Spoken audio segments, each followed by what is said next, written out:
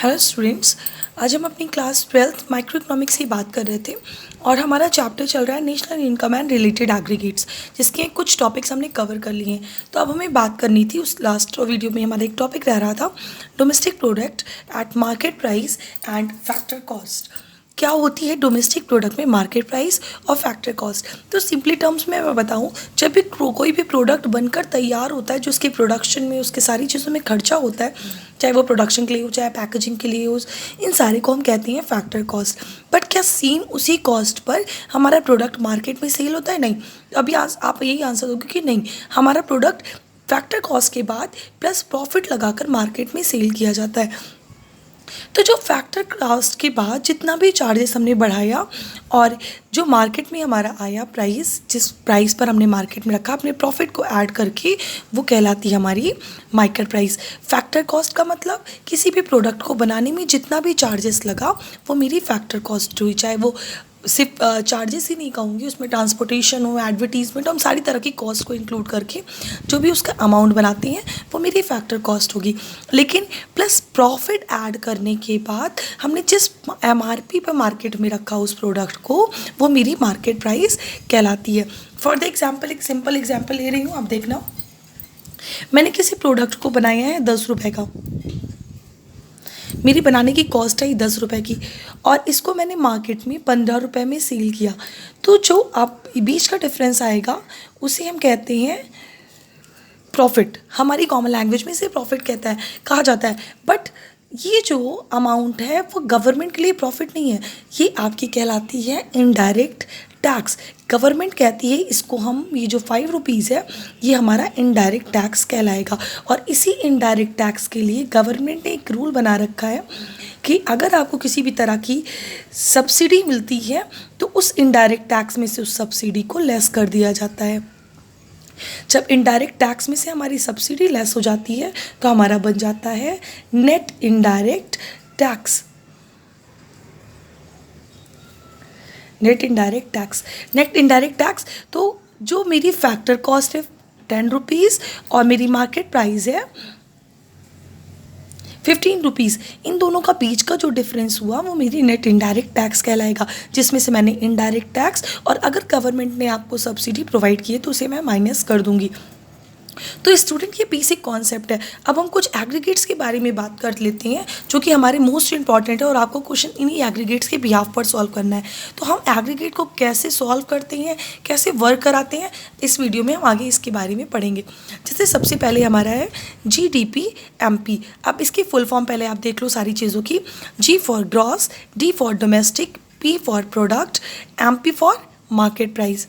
इसी तरह से यहाँ पर NDP MP, net domestic product at market price.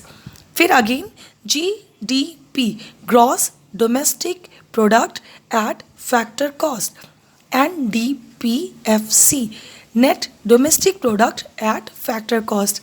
फिर नेक्स्ट है हमारा gross domestic product at market price, net national product, sorry यहाँ पर मैंने एक मिस्टेक कर दी, gross national product at market price and net national product at market price, gross national product at factor cost and net national product at factor cost. ये सारी हमारे aggregates और इन्हीं के बारे में हमें अब आगे जानना है और कैसे हम इन एग्रीगेट्स को बनाते हैं, कैसे सॉल्व करते हैं, ये हम देखेंगे।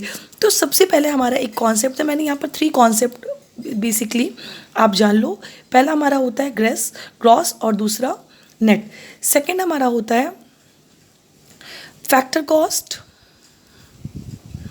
And market price.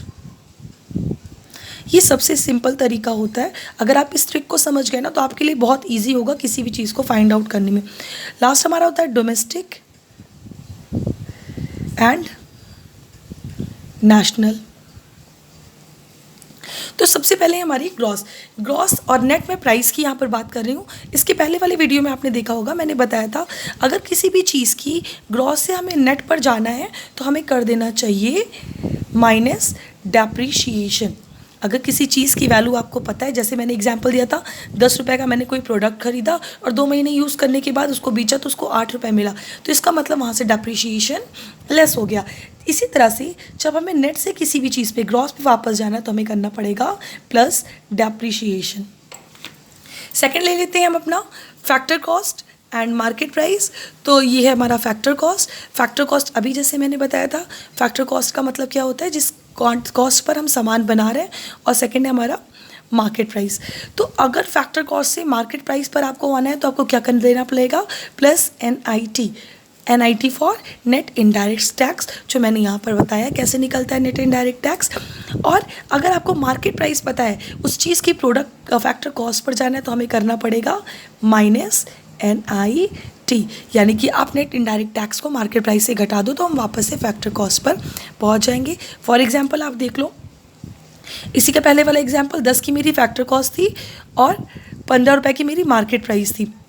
मैंने क्या किया, मेरी NIT क्या निकली, 5 दिख ही रहा है यहाँ पर, प्लस 5 कर दिया तो मेरी मार्केट प्राइस मिल गई। अगर मैं -5 कर दूँ तो मेरी फैक्टर कॉस्ट मिल गई। इसी तरह से हमारा तीसरा कॉन्सेप्ट होता है डोमेस्टिक एंड नेशनल। तो डोमेस्टिक से नेशनल पे जाने के लिए हमें क्या करना पड़ता है, और नेशनल से डोमेस्टिक पे आने के लिए हमें क्या करना पड़ता है। यहाँ पर एक वर्ड यूज़ होता है NFIA, net factor income from abroad and net factor income to abroad. तो हम नेट फैक्टर इनकम कैसे निकालते हैं, सबसे पहले ये जान लीजिए आप।